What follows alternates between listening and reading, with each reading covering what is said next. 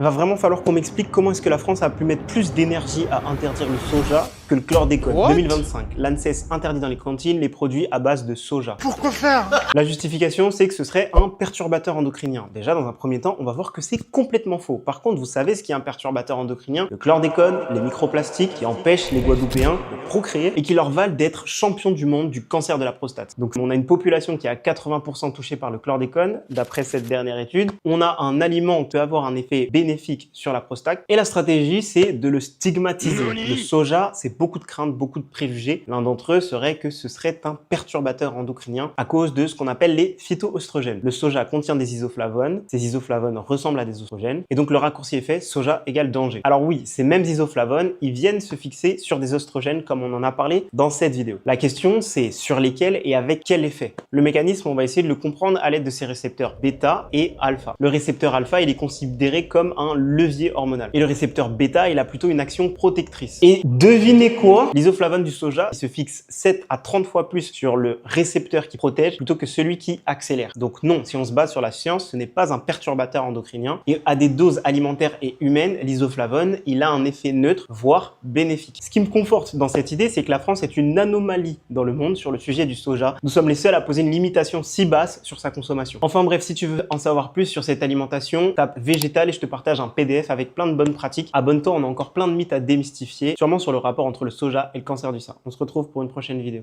Ciao.